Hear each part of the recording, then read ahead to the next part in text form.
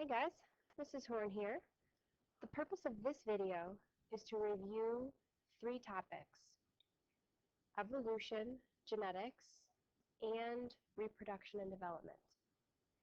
Please have your note packet out and ready with a pen or pencil to take notes.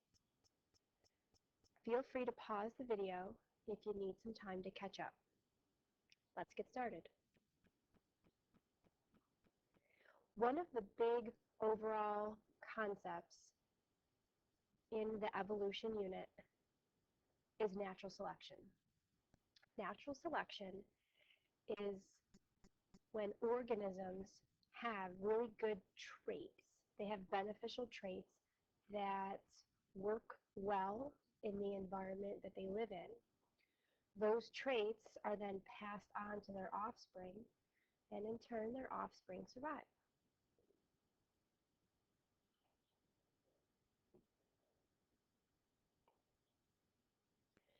There are a few components that are a part of the natural selection definition, and one of those things is variation. Within a population, there has to be a variety. There has to be some slight differences among individuals. Some of those differences might be more helpful than others, but it is an advantage for there to be a variety in a population. Survival of the fittest means that organisms are very well suited for the area and the habitat that they live in.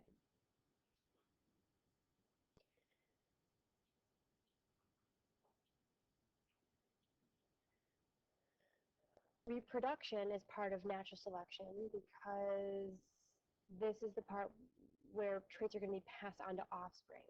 Could be by sexual reproduction, could be by asexual reproduction, which we'll talk about a little bit later. But all the good traits that allow an organism to survive, if they reproduce, those traits get passed on to the offspring and are then beneficial in that generation. Overproduction was another one of Darwin's ideas, in that he said organisms produce more offspring than the environment can actually handle. So sea turtles is a good example. A female sea turtle will come onto the shore and lay around 200 eggs, bury them in the sand, and then the female sea turtle will leave. When those eggs hatch, they may not all hatch. They may get eaten by a predator on the way out to the ocean. Out of the 200, the hope is that a few of them, at least, will survive to adulthood and pass those traits on to their offspring. The last component of the theory of natural selection is competition. And this is the idea that organisms are always fighting for resources, whether it be space or water or minerals, sunlight, mates, food. There's always some level of competition. Could be within the same species, or it could be competing against a different species. So competition, overproduction, reproduction, survival of the fittest, and variation are all parts of the overall concept of natural selection. If you look at the picture I have on the right with the beetles, it appears as though those beetles that are the orange are not as tasty or not as easily seen as the green beetles, because the birds are eating all the green ones.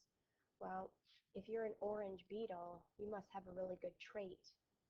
You're better camouflaged, maybe.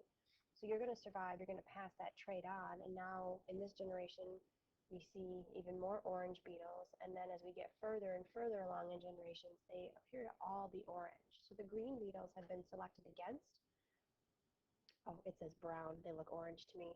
And all of these brown beetles have been naturally selected for because of traits they have which made them very well suited for their environment. I had mentioned Darwin a few minutes ago, and he came up with all those ideas. So the whole idea of natural selection and then all of those 5 things that went with it. Problem and kind of the hole in his theory is that he couldn't explain the variety. He knew that there were variations, but he couldn't explain what caused it. And we now know that the variations are caused by mutations. Some mutations give individuals an advantage over others.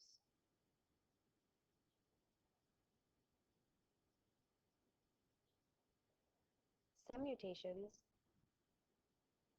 might not be so helpful. Having a variety of traits or having a lot of variation within a population increases the likelihood that at least a few members of the population are going to survive, especially if there's a change in the environment. And by that I mean a temperature change, or maybe the seasons have shifted, or maybe there's more snow now, or maybe the environment has changed and now includes pesticides or higher water levels. So having a variety of individuals in a population allows there to be a better chance that if something happens in the environment, now some of them might survive. If they're all the same, there's a less likely chance that you'll have anybody survive if the environment changes drastically. So these mutations, because they're part of the DNA, are going to be passed on to offspring, but only if that trait is in the gametes. So the sperm cells, the egg cells, if the mutation is there in one of those cells, then it gets passed to the offspring. Any mutations that arise that are in regular body cells, skin cells, liver cells, those cells don't get transferred to the offspring. So any mutations that you find there, offspring is not going to get those. And here's what I was saying. Mutations in body cells cannot be passed on to offspring. So if an adult, over the course of their life, develops a mutation in one of their skin cells and it turns into skin cancer, that particular cell doesn't go to their offspring. So it's not necessarily true that their offspring is going to get the same type of cancer. Now, if there was a cancerous mutation in the sperm cell or the egg cell, then yes, that is going to get passed on to the offspring. So when you think of the definition of evolution, and I've been talking about evolution up until this point, but we haven't really defined what that means. Evolution is the theory that things we have on the earth today have been developed from earlier different species, ancestors of what is alive today. Evolution does take a very long time, and it's a slow and gradual process for most species. The example I have here in the picture is the evolution of the horse. The horses that we have today are just not what horses always have looked like. And today's horse is actually evolved from a much, much smaller version, more of a size of a dog, actually. We know that the first living thing was not a horse, but it was a very simple single-celled organism that lived in the water. We can conclude that from that simple single-cell organism, it became a multicellular organism. And I don't mean that single cell then 20 minutes later became a multicellular organism, but I do mean that once the single cell organisms were around and reproducing and multiplying, it did take a significant amount of time before they started to divide within itself and make a multicellular organism.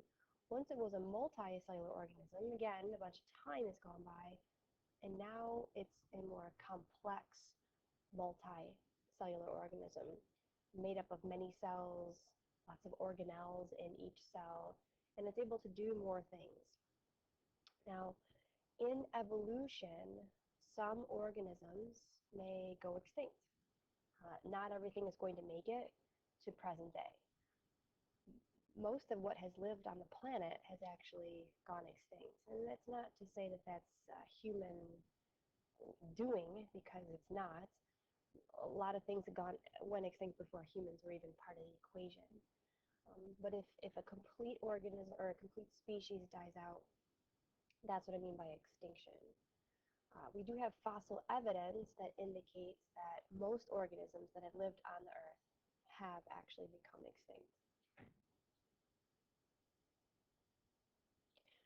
So extinction is when a species no longer exists on the Earth.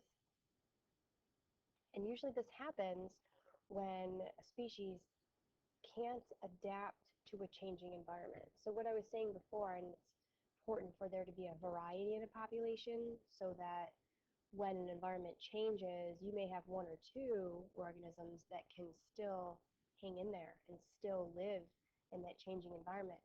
Well, if there's not a lot of variety and the environment changes, this is where you're going to see a lot of extinction.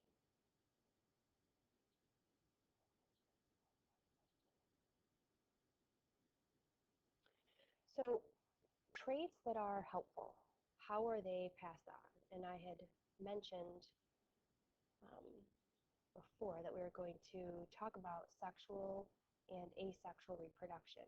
So let's start with the left-hand side of the chart. So I've got sexual reproduction. In order to reproduce in this manner, the species requires gametes from two different parents, which would mean a sperm cell and an egg cell. The offspring will receive half of their genetic material from each parent. So half comes from whatever was in the egg, and the other half comes from whatever genetic information was in the sperm. The offspring will resemble parents, resemble them, but they're not identical to the parents, and they're not identical to each other. Unless, of course, they're identical twins, and then that's a whole other story. Then over here on the right, I've got asexual reproduction. And in asexual reproduction, there's a division of just the parent cell. So we're not using gametes. There's no sperm. There's no egg involved in this.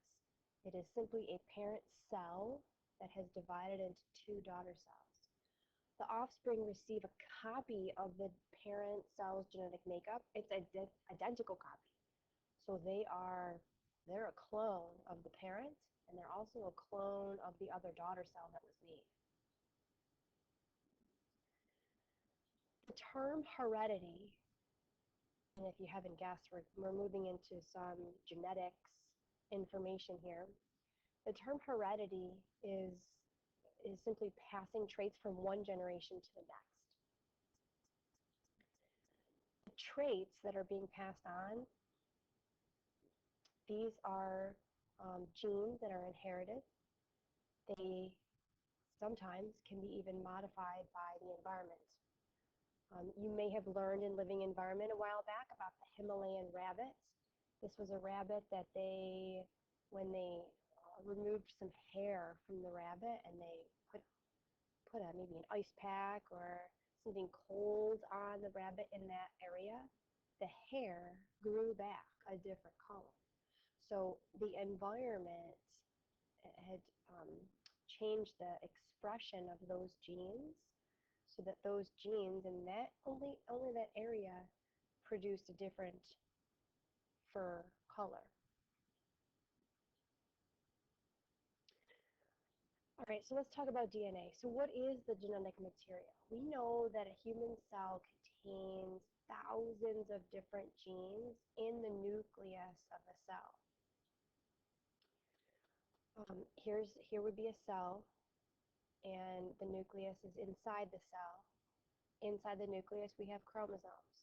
Those chromosomes are made up of this double helix structure, which we call DNA.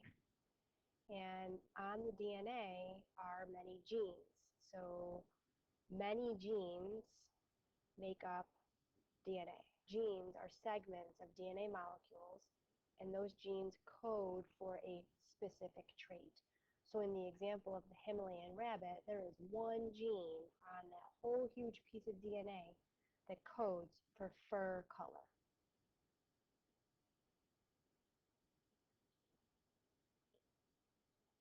We know that DNA is found in the nucleus of the cell. We know that it has 4 bases, and they are always paired with the same base. They have a complement base that they always match with. And the A always matches with the T, and the G will always match with the C. So if you ever had to figure out a complementary strand of DNA, you have to remember that A and the T and the G and the C go together. You may want to remember it simply by this. Greece Central, Arcadia Titans. That might be an easy way to remember the pairing sequence. DNA has a specific shape. The shape is called a double helix. Kind of looks like a ladder that's been twisted, or a spiral staircase. The rungs of the staircase are those bases I was just talking about. So the steps of the ladder would be the bases. DNA can replicate or make a copy of itself all on its own, and it has to do that before the cell divides. If the cell divides and it hasn't made a copy of the DNA, then one of those daughter cells isn't going to have any DNA in it. The sequence of DNA, whatever that sequence is, whatever the pattern is, tells the cell what to make, and it tells it to make specific proteins. The word synthesis means to make or to build something, and that DNA sequence tells the cell to make very specific proteins. The shape of the protein will determine its function. There are many different shapes of proteins. There are some simple shapes, and then there are some very complicated shapes.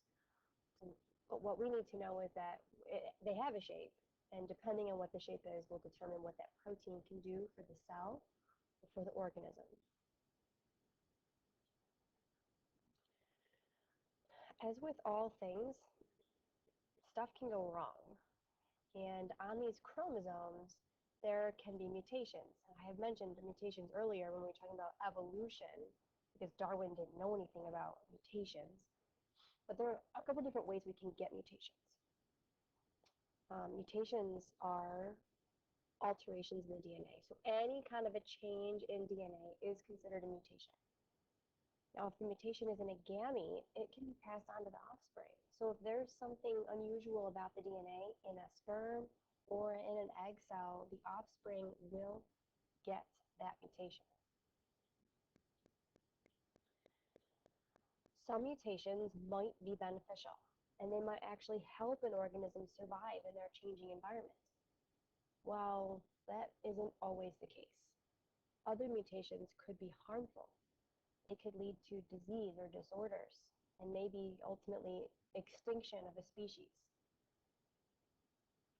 But remember that mutations could do both. They could be beneficial or they could be harmful, and it all depends on what the specific mutation is.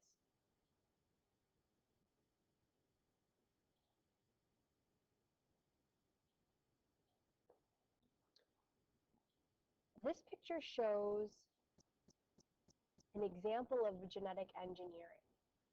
You already have this picture right on your page, so there's nothing to write or explain here. But what we're doing in this picture is using a gene from an organism that has a trait that we really like. And we're going to take that trait, and in this example, we're going to insert it into a plant, and then hope that that plant will now grow into an adult plant. And that adult plant now has the trait that we wanted. It didn't originally have that trait, but we have genetically engineered it to be what we want it to be. Through this technique, we've been able to create many varieties of animals and plants through genetic engineering. Genetic engineering is having the ability to manipulate the genes of an organism and create whatever you want. Whatever the desired outcome is, scientists are making that. We do it a lot farm plants or farm animals. They are commonly used to engineer and produce more food, more milk.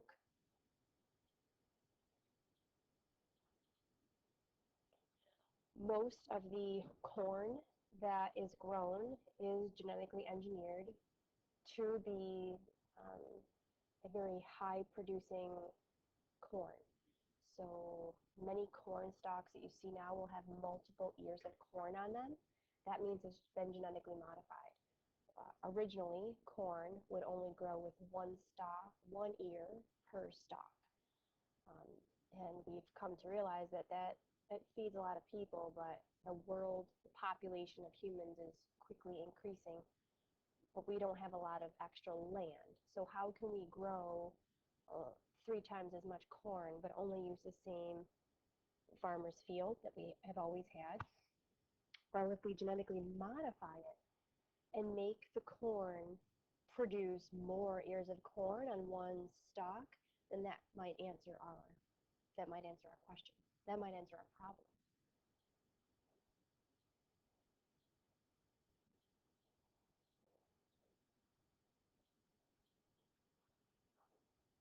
Something else that we've been able to do is we've been able to choose what kind of plants, or we do it with animals too, but this example is a plant example.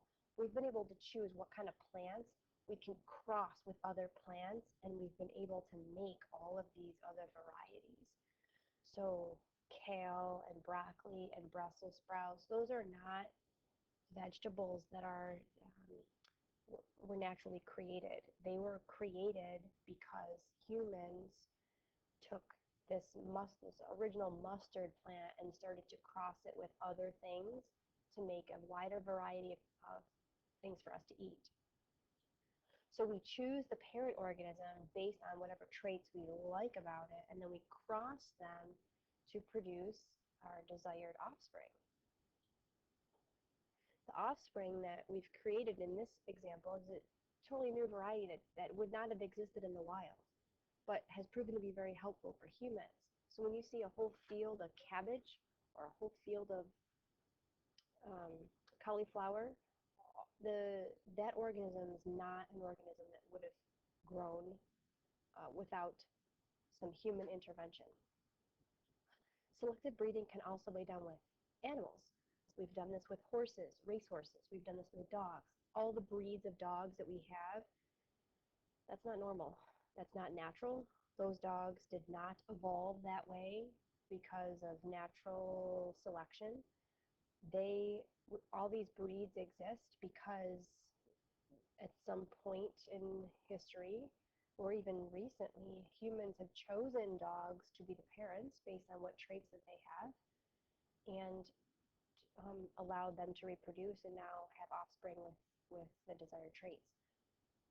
You've heard of a Labradoodle, a cross between a lab and a poodle, and the outcome is a dog that has the behavior of a lab, good listener, good family dog, but also it's a hypoallergenic dog, which normally labs are not, but poodles are.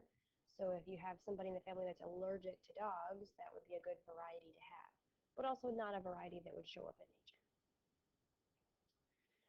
The last couple pages are all on reproduction, and let's start off talking about how can a living organism reproduce if there's only one individual. So this whole page is all about reproduction from a single parent, not necessarily a single cell like I have written. Let's talk about binary fission. So we have a single cell organism here. The example I have in the picture is something called a paramecium. But this paramecium simply will divide it into two. It will split everything. It will make sure it doubles all that it has in it, and it will split into two equal parts. Those two daughter cells will have their own nuclei, their own set of chromosomes, their own set of cytoplasm, and all the organelles that they need to survive. This is one of my favorites. This is called budding.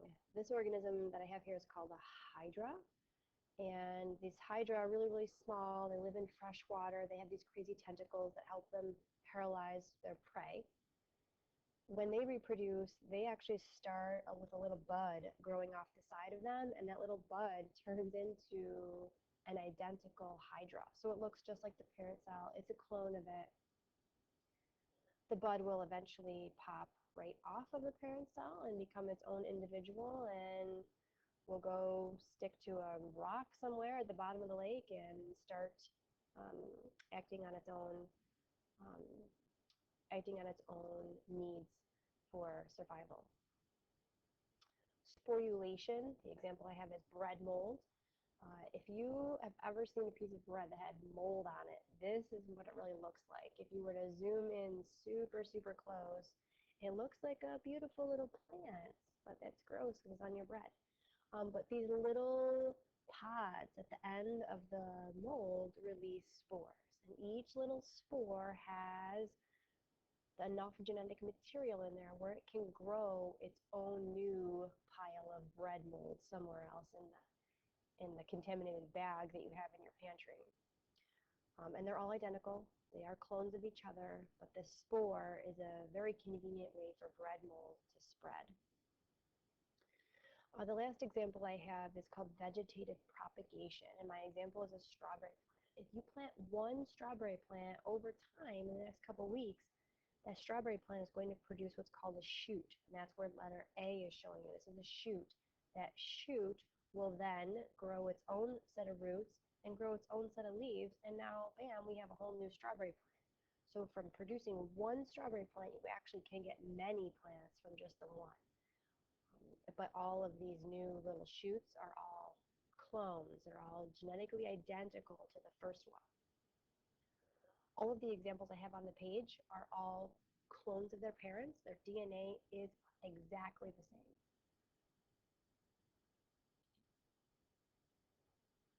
Now, sexual reproduction in humans, this is going to be different from anything I had on the last page, because what's produced here is going to be something that is genetically different from asexual reproduction. I have some diagrams that need to be labeled, so I'm going to show you half of the diagram at once. Let's get everything labeled here. Let's start over here with the seminal vesicle. That's number 7. Seminal vesicle is a gland, and it makes a fluid that's going to help activate the sperm. So it's going to help keep the sperm swimming. Structure 6 over here is not part of the reproductive system, but it's important to know where other things in your body are in relation to the reproductive organs. So number 6 is the rectum. That is connected to the large intestine. Number 11 is the penis. I have some descriptions of these a little farther down. Number 10 is the urethra.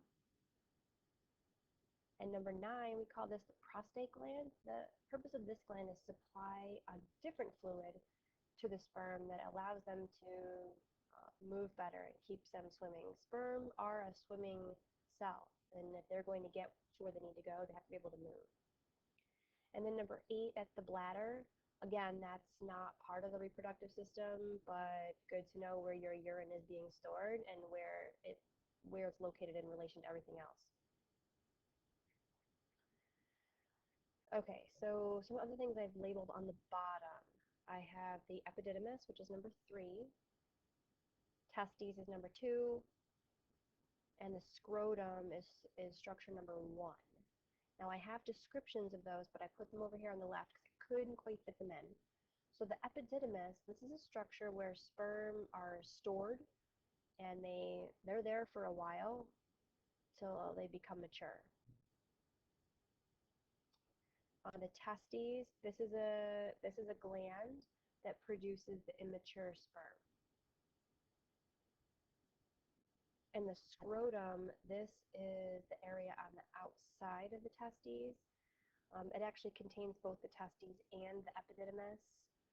The scrotum actually helps keep that whole area pulled away from the body a little bit to keep it at a lower temperature, because sperm are produced better at a slightly lower temperature than 98.6 degrees. So that's why the scrotum is outside of the body and not inside the body, because it would be too warm. Number 5 is the Cowper's gland. So here's our third gland. We have the seminal vesicle. So this third gland is going to help make fluid that's going to neutralize any acid that the sperm might come in contact with. If sperm is leaving the male body and entering the female vagina, it's a very acidic environment. And if the sperm didn't bring along something to protect them, then they would instantly die. So the fluid that's made from this gland is going to help them survive through the female reproductive system. And the last one on the male diagram is the number 4, which is the vas deferens, which is this long tube here. And the purpose of that is to, once the sperm are mature and they're going to leave the body, they would actually leave the epididymis through the vas deferens, and it's going to bring the sperm down to the urethra, which the urethra is the tube that's going to allow sperm and urine to leave the body. They don't happen at the same time, but it's the same tube for both things leaving. In the female reproductive system, I can show you the whole thing at once. This is a view from the front on. So if you were looking at the front view of a female, you would notice they had 2 ovaries, so there's 1 on each side. That's number 3, and the ovary is where the egg is released into the fallopian tube. Speaking of the fallopian tube, that's up here at number 4. This is the site of fertilization. So the egg would sit in the fallopian tube for about 24 to 36 hours, and it's patiently waiting for a sperm to come along and fertilize it. If that does not happen, that's when the menstrual cycle occurs. If it does happen, then it would become a zygote and then develop into an embryo. And then about a week later, that would come down into structure number 5, which is called the uterus. And the embryo would implant into the nice thick lining of the uterus and start to develop. Other structures I have on here, number 2 is called the cervix is the opening to the uterus. And when an embryo is developing in the uterus, the cervix, it closes up really tight. It actually grows a mucus plug starts to develop here to prevent any bacteria or infection from coming into the area and possibly affecting the developing embryo. But it is also the way in which if sperm were to enter the female body through the vagina, the sperm will have to swim through the cervix, up through the uterus, out to one of the fallopian tubes, and then look for that egg that's sitting there waiting to get fertilized. So let's assume fertilization happens, and what that means is that the sperm has joined with the egg in the fallopian tube. And if we put both of those things together, so I've got a diagram similar to what we're just looking at, but now I've drawn some little sperm swimming in through the vagina, up the cervix, through the uterus. And you'll notice that the sperm has actually gone in both directions, but over here, there's no egg. There's no egg waiting for the sperm over here, so these guys are kind of out of luck. There is one egg over here on this side, and there are multiple sperm trying to get in and trying to fertilize that egg. Only one sperm is going to get in. There are mechanisms in place that would prevent other sperm from getting in at the same time. So make sure you have everything labeled here. We've got the fallopian tubes. I've got the egg in the center of that circle there. This structure here is the ovary, which there's 2 of those. The uterus, pointing to one of the many sperm, and then the cervix.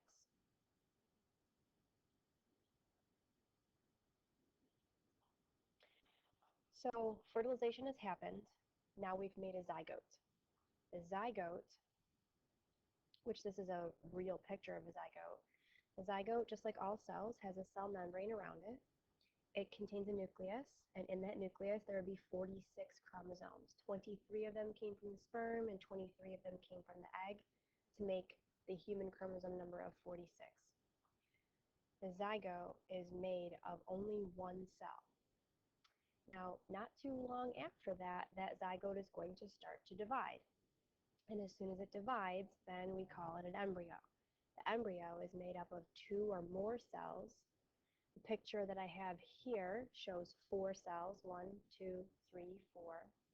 All of those cells right now are identical to each other. They have the exact same DNA. And each of those cells is able to replicate its DNA and make more copies of itself.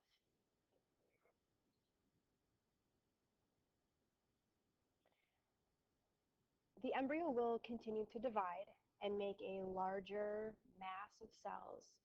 It will eventually move down, like I was just saying, it will eventually move down and implant itself into the wall of the uterus. The uterus has the purpose of that thick wall is to keep the embryo in place, and it allows the flexibility to have the embryo get bigger and bigger. The uterus will expand, but it also keeps it safe and allows protection from any impacts. The embryo will continue to develop and it will start to differentiate, which that means the cells will become specialized. The word differentiate has the word different in it, so that should be a clue to you that all of those cells that were the same now start to become different types of cells. So differentiation is when cells start to function with a unique purpose, with a specialized job. An example of a specialized cell could be a heart cell, or a liver cell, or a skin cell. It's important to know that all the cells in the embryo or the fetus or even your body, they still all have the same DNA. But once they become specialized, they now only have a specific set of instructions turned on. All of the other instructions, the stuff that they don't do, that's still there. It's just all turned off. Well, this was our review of evolution, genetics, and reproduction. A lot of material, but I hope this helps.